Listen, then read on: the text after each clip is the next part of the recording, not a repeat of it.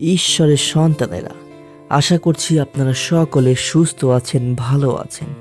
ঈশ্বর আপনাদের প্রত্যেককে ভালো রেখেছে, সুস্থ রেখেছে।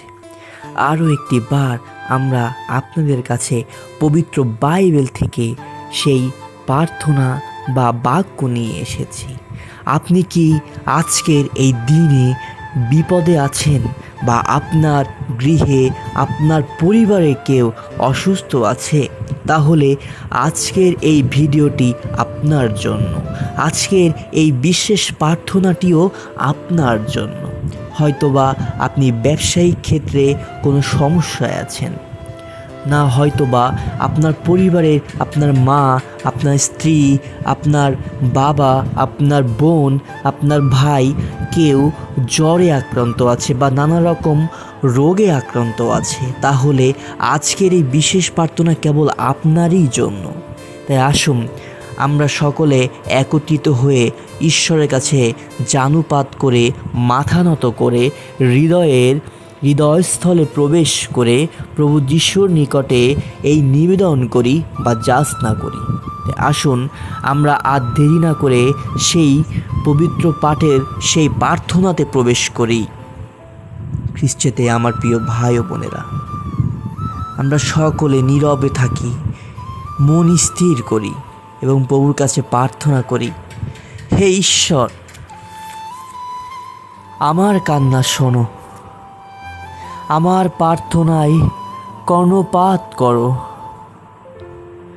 আমি যখন হতাশ হয়ে ভেঙে পড়ব, তখন পৃথিবীর শেষ সীমানায় থাকলেও সেখান থেকে আমি তোমাকেই কেবল ডাকব, কারণ আমি বিশ্বাস করি, হে প্রীত, তোমার এই পাপী সন্তানটিকে তুমি কখনোই বিফলে যেতে দেবে না। তোমার এই সন্তানটি হাজারো অসুবিধায়, বিপদে এবং নানা রকম রোগ ব্যাধিতে আক্রান্ত থাকলে তুমি তাকে একা ছেড়ে কখনোই যাবে না। আমাকে তুমি এমন কোনো উঁচু আশ্রয় পাহাড়ে নিয়ে রাখো যা আমার নাগালের বাইরে। তুমিই তো আমার আশ্রয় হয়ে আছো প্রভু। শত্রুর বিরুদ্ধে তুমি আমার শক্তিশালী দুর্গ। তোমার তাম্বুতে যেন আমি চিরকাল বাস করতে পারি। তোমার ডানার তলায় যেন আমি আশ্রয় পাই। হে ঈশ্বর, আমি যেসব মানত করেছি তা তো তুমি শুনেছ প্রভু।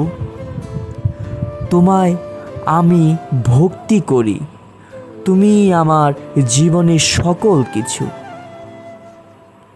তোমাকে যারা ভক্তি করে তাদের জন্য যে অধিকার তুমি স্থির করেছ তা তুমি আমাকেই দিয়েছ। তুমি রাজার আয়ু বাড়িয়ে দেবে, তিনি কয়েক পুরুষ পর্যন্ত বেঁচে থাকবে। তিনি চিরকাল ঈশ্বরের সামনে বাস করবেন। তার রক্ষা করবার জন্য তোমার অটল ভালোবাসা ও বিশ্বস্ততাকে তুমি কাজে লাগাও। হে প্রভু, এই পাপী প্রার্থনায় তুমি কর্ণপাত করো প্রভু। আমি চিরকাল তোমার প্রশংসা গান করব, আর দিনের পর দিন আমার মানত পূরণ করব। আমি তোমার চিরকীর্তন গান সকল সময় গাইব প্রভু। প্রভু, আমার অন্তর নীরবকে কেবল ঈশ্বরের অপেক্ষা করছে, কারণ তিনিই আমার উদ্ধারকর্তা প্রভু। প্রভু, তুমিই আমার সে উদ্ধারকর্তা, তুমি সে আমার আলো, তুমিই সে আমার পথ, যে পথ দেখে আমি আমার জীবনকে অতিবাহিত করতে চাই প্রভু। প্রীত, তুমি সর্বস্তরে আমার সঙ্গে থাকো প্রভু। তুমি আমার এই বিপদ থেকে আমাকে রক্ষা করো প্রভু। আমি এখন যে বিপদে আছি প্রভু, যে সমস্যার সম্মুখীন হচ্ছি প্রভু, সে সকল সমস্যা থেকে তুমি আমাকে উদ্ধার হওয়ার পথ তুমি দেখিয়ে দাও প্রভু। প্রভু, আমার এই পরিবারে যে সকল ভাই বা বোনেরা অসুস্থ আছে প্রভু গো, রোগে আক্রান্ত আছে প্রভু গো, তুমি তাদের প্রতিও দৃষ্টিপাত করো প্রভু গো, তাদের প্রত্যেকে তুমি সুস্থ করো। তুমি তোমার পবিত্র হস্ত দিয়ে তুমি তাদেরকে আশীর্বাদ করো। তুমি তোমার পবিত্র স্বর্গদূত বাহিনী দিয়ে তুমি তাদেরকে আঁকড়ে ধরো, ঘিরে রাখো প্রভু গো। প্রভু, এই সকল প্রার্থনা করি প্রভু তোমার কাছে প্রভু গো। তুমি সেই ঊর্ধ্বলোকতে স্বর্গ হতে তুমি আমাদের প্রত্যেকে সে সকল প্রার্থনা দয়া করিয়া শ্রবণ ও গ্রাহ্য করো প্রভু গো। এই সকল প্রার্থনা করি ত্রাণকর্তা, মুক্তিদাতা, সর্বশক্তিমান নাজারাতীয় প্রভু যীশু খ্রিস্টের নামে তুমি দয়া করিয়া শ্রবণ ও গ্রাহ্য করো। আমেন।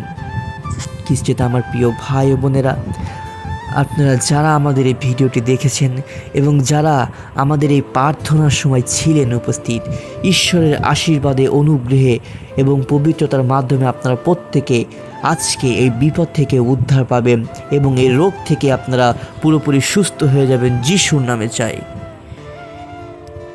আজকের এই ভিডিওটি বা এই প্রার্থনা এতটুকুই। আবার দেখা হবে পরবর্তী কোনো একটি ভিডিওতে। ততক্ষণ পর্যন্ত আপনারা প্রত্যেকে ভালো থাকেন, সুস্থ থাকেন। ভিডিওটি ভালো লাগলে সাবস্ক্রাইব করে দেবেন এবং একটি লাইক ও কমেন্ট করবেন। সকলকে ধন্যবাদ।